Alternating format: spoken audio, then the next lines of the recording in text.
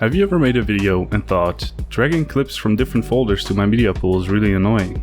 Or scroll through your folders and be like this, where the hell is all my stuff?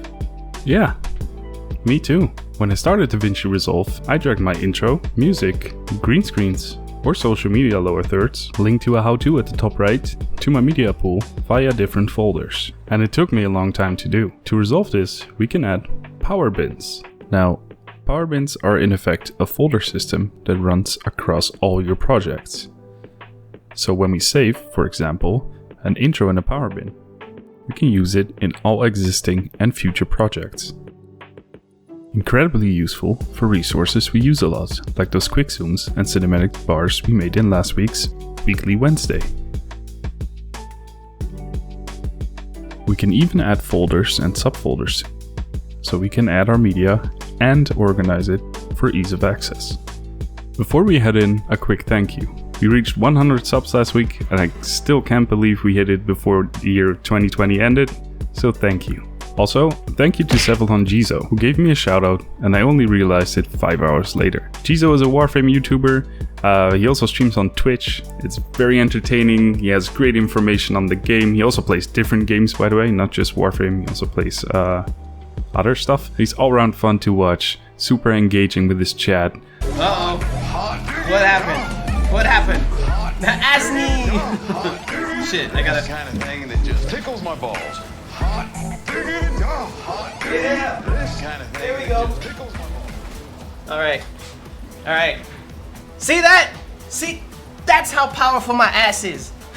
Has a great Discord channel as well, so check him out. I dropped a link in the description box below, so you can head over to his channel, and if you're interested in gaming or just overall entertainment or just, you know, stuff, check him out. He's really cool. Thanks again for the amazing support. Now, when you first open Davinci, the power bin is not activated. To open it, go to View on your menu bar and select Show Power Bins at the bottom. The only thing that happened is that a new section is visible. Not that exciting. You will need to add folders to it yourself for it to make sense. Now let's build some stuff. Open the Effects Library toolbox and pull an adjustment clip over your video clip. We're going to make a quick zoom, which by itself isn't all that exciting. However, added to longer clips and vlogs makes them more engaging and stops your viewers from getting bored. They're also great to really emphasize a point you're trying to make when done at the right spot. To make a quick zoom, all you need to do is select the adjustment clip and increase the zoom value in the Inspector tab. I like to keep it between 1.150 or 1.250 for my own clips, but feel free to play around. You can adjust the length of the clip by dragging it in from either end. If you need to be precise because you have multiple clips and you're switching environments, activate the snapping tool by pressing N on your keyboard. Select the adjustment clip and cut it wherever you need it to be. Select the axis and press backspace to delete it. Now we want to save this quick zoom in a power bin. As I said before, power bins behave much in the same way as your normal media pool in terms of folders. So right click the master bin in the power bin section and add a bin. Rename it to Effects and drag the adjustment clips to the Effects bin. You now have a quick zoom that can be used across all your future and past projects. The same concept applies to a lot of effects. Keyframed or not, doesn't really matter. However, I would check in on those clips every once in a while to see if they still work. And yes, the same can be done with fusion compositions.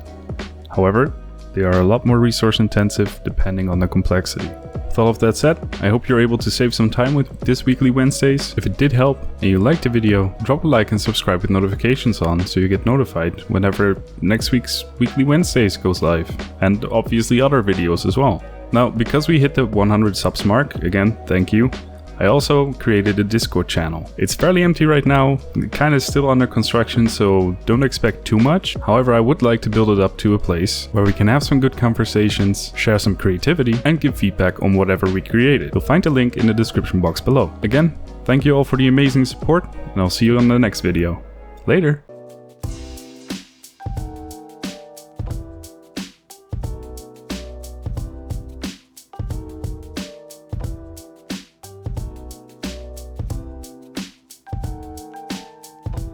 Hey, if you like this video, click one of the two videos on the left or on the right to be taken to a playlist or a different video where I go over other topics on Davinci Resolve. No other secret messages, so I'd say till next week.